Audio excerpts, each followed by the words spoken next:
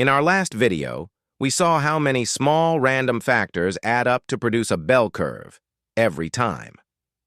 But here is the real power. No matter what the bell curve represents, whether test scores, crop yields, or body temperature, you can describe it completely using just two numbers: the mean and the standard deviation. Think of the mean and the standard deviation as two dials that control the bell curve.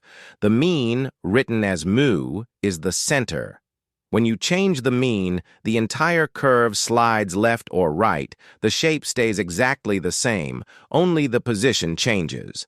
Now the standard deviation, written as sigma, controls the spread. A small sigma squeezes the curve tall and narrow. Values cluster tightly around the center. A large sigma flattens the curve wide. Values spread out over a bigger range. In a normal distribution, the mean, the median, and the mode are all equal. The curve is perfectly symmetric. The left half is a mirror image of the right. Watch what happens on screen.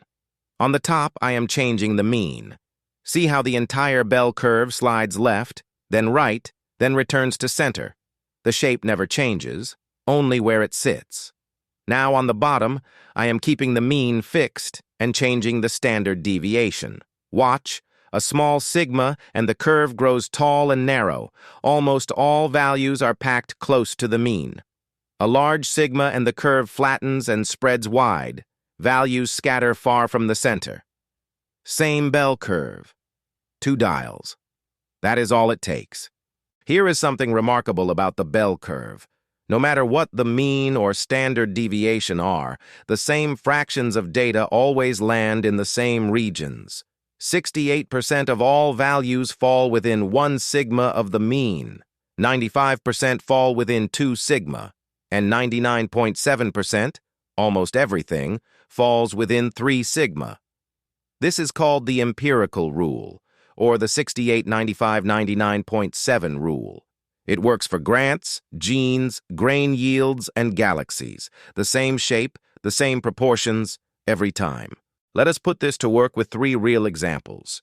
A development agency finds that grant processing takes 45 days on average, with a standard deviation of 5 days. By the 68% rule, most grants, about 2 in 3, finish in 40 to 50 days. Anything beyond 55 days, 3 sigma out, is genuinely unusual and worth investigating.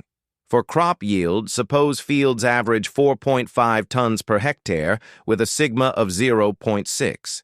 A farmer getting less than 3.3 tons is more than 2 sigma below average. A red flag for crop stress or soil problems. In a food factory, packages target 500 grams with a sigma of 4 grams. Quality control flags any package outside 492 to 508. Same rule, different numbers, same logic. Once you understand sigma, you have a universal language for measuring distance. It is called the z-score. The z-score tells you how many standard deviations a value sits from the mean. The formula is simple. Z equals x minus mu, divided by sigma. A z-score of 1 means the value is 1 sigma above average, typical. A z-score of 2 means it is 2 sigma out, rare. A z-score of 3 means it is 3 sigma out, exceptional. Industries that demand near perfection talk about 6 sigma, that is 99.9997% of products within spec. Barely 3 defects per million. The z-score turns any normal distribution into the same standard ruler. So here is your decision framework. Step 1. Find the mean. Where does your data center? Step 2. Find the standard deviation. How wide is the natural variation? Step 3. Apply the 68-95-99.7 rule to set your normal range.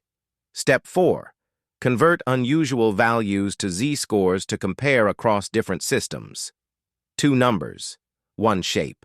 With the mean and the standard deviation and the rule they obey, you can understand data from agriculture, medicine, engineering, and economics, all using the same bell curve. That is the power of the normal distribution.